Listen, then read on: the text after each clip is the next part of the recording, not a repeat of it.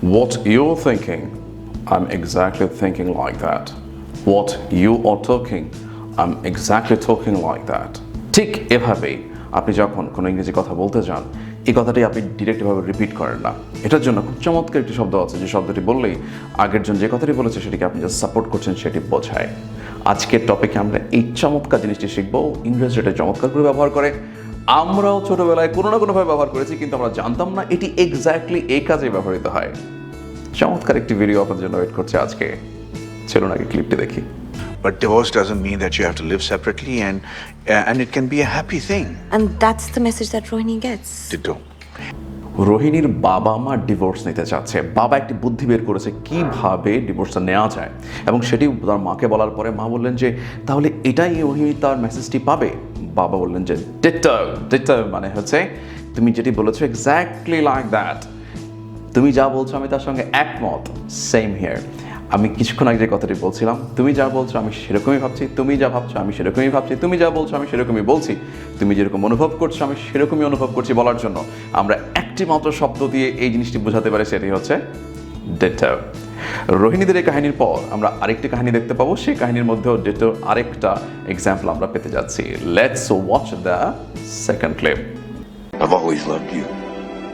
Ditto. মুভিটির নাম হচ্ছে ghost. নায়িকাকে ছেড়ে নায়ক চলে গেছে, এবং নায়ক চলে যাওয়ার পর ঘোস্ট হয়ে ফিরে এসেছে। ফিরে এসে বলছে I've always loved you. নায়িকা পাশ থেকে বলছে সেম হিয়ার। নো, নায়িকা সেম হিয়ার বলেনি, নায়িকা বলেছে ডিটো। ডিটো মানে হচ্ছে সেম হিয়ার। তুমি যেমনটি ভাবছো, যেমনটি ফিল করছো, যেমনটি ফিল করেছো, তেমনটি আমিও ফিল করেছি, এটাই বলার জন্য ডিটো এই ওয়ার্ডটি ব্যবহার করেছেন তিনি। আরেকটি ক্লিপ দেখবো, একদম ক্লিয়ার হয়ে যাবে আমাদের কনসেপ্ট। চলুন থার্ড ক্লিপটি দেখি। I really enjoyed our walk today. Ditto. I really enjoyed our walk today.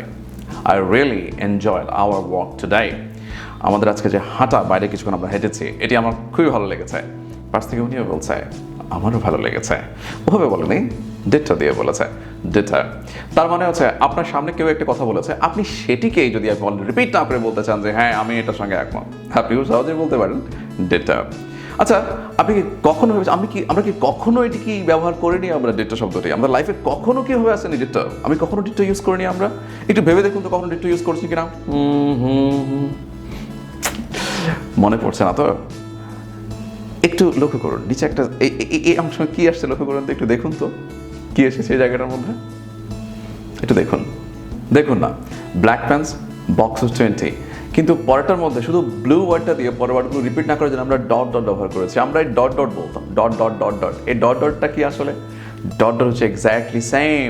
এই এক্স্যাক্টলি সেম কথাটি বলার জন্য তো আমরা ডিটো বলি। এই ডিটো ডিটো ডিটো না বলে আমরা বলি ডট ডট ডট ডট। তার মানে অ্যাকচুয়ালি ওয়ার্ডটা ছিল কি? ডিটো। ছোটবেলা থেকে এত চমৎকার একটা ব্যবহার আপনি ইউজ করছেন, কিন্তু আপনি জানতেন না যে আপনি ডিটো ব্যবহার করতেন। আপনি এখন থেকে খুব চমৎকার করে ডিটো শব্দটি ব্যবহার করুন। বিন্দাস একটি ফিলিংস নিয়ে চলে আসুন, এবং চমৎকার ইংরেজিটাই আমরা ব্যবহার করব। এবং এই ইংরেজি শব্দটি এসেছে অ্যাকচুয়ালি ইতালি থেকে। তো এসব জানার প্রয়োজন নেই, এসব না জেনেও আপনি ব্যবহার করতে পারেন।